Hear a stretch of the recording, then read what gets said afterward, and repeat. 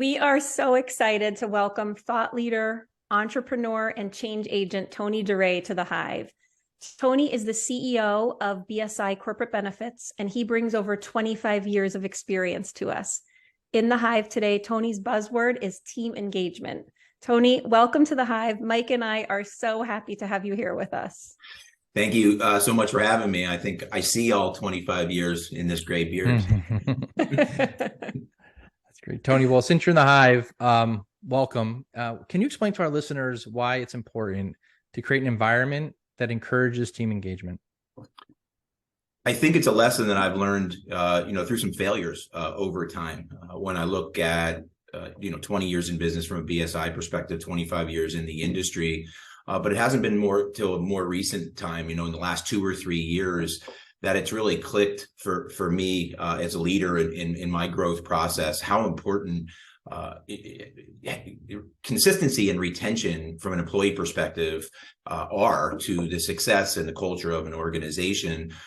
If you looked at just a financial graph of our organization, BSI, over 20 years, it just goes like this. But if you looked at our human graph, it does not go just like that. And there are definitely been dips, and, we have burned out good people in the past. And right before COVID, we all were kind of getting that sense of, we needed to refine our why. And I think what really came out of that is engaging and putting our employees and their health and their mental well-being as our number one priority.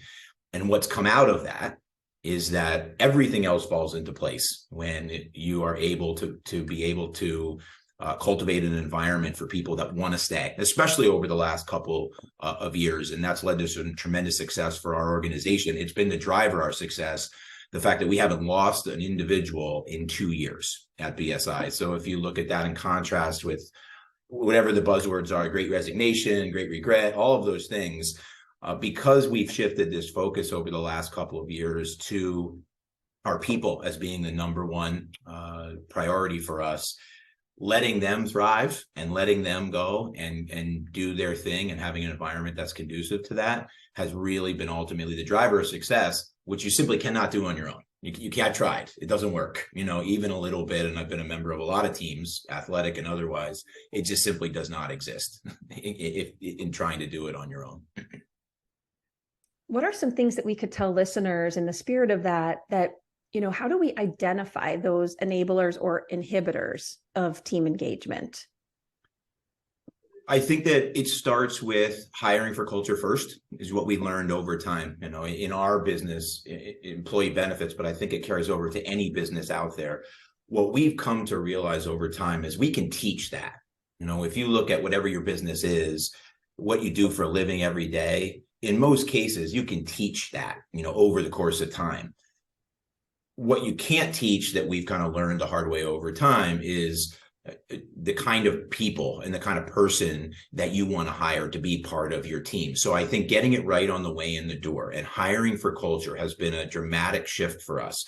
So when we were growing at pace, a lot of times you want to go out there in the world and you want to find somebody with experience, right? In our world, that's somebody who understands insurance, health insurance, deductibles, co-insurance, the sexiest things alive, right? So you go out and you find this person that's got 20 years of experience, and you don't ask them one question about what kind of person that they are. Examples of, them being team players, and really getting to the root of kind of who they are, instead just hiring for that person who knows how to do the job. And inevitably those things don't work out in most cases, especially with our culture. And that shift that we made to be able to, and you can't always get it right, 100% of the time, but having a process when we're vetting candidates both ways, where we give them exposure to our organization and to our people and let them spend time with our crew. Don't just take it from me. My name's on the door. Of course, I'm going to sell my own company. Go into the back office, talk to some of the other individuals, talk to them about good, bad, and ugly.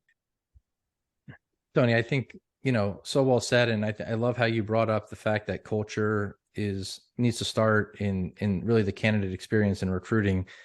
Because you can train skill sets on selling or benefits, but if it's not a good cultural fit, sometimes that's when, to your point earlier, that burnout could happen over time if the values aren't aligned to the organization. So really appreciate you sharing your insights there.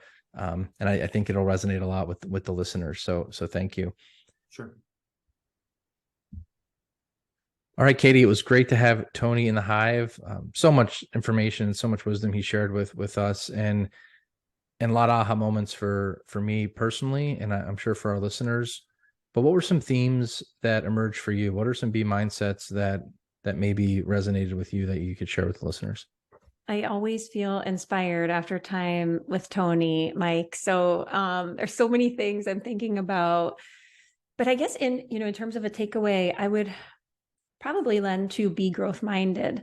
Tony always shows up humble. He opened the segment in talking about his failures, and how he's learned so much about what he thought was the way, but he kept his mind, right? Eyes, ears, heart open and willing to kind of see new ways. And he gave us pretty profound numbers in saying that, over the last 2 years, he hasn't had one employee leave BSI. And so in the spirit of his willingness to create a culture, to just be open, to listen, to think about value creation and continue to learn. I mean, that's the essence of effective leadership, right? Ongoing learning and growth. How about you? What resonated with you? Yeah, I think just on that, I mean, that is remarkable numbers. And he mentioned during the kind of the conversation that during the recruiting process and during the interview process, they're ensuring that it's not just the experience that is important to them, it's the cultural fit. And I think be consistent was kind of something I was thinking about, because a lot of times, we can be recruiting people into our organization, talking about culture, what it means to us, our values. But if we're saying that but not acting it, then there's a lack of consistency there. So I think Tony demonstrated, that they are consistent, right? What they say and what they do are matched, and employees are seeing that, and that's really the catalyst for their real success from a retention standpoint. And I think a lesson for really all organizations and all teams and all people to make sure that the values match, that what the company is saying is what they're doing. So we have really two great B mindsets that I think he talked about. 100%. I could not agree more. We could probably go on and on about more B mindsets that resonated the more we talk about having Tony with us. But thank you to our listeners. Thank you for being with us in the Hive. And we look forward to connecting with you again soon.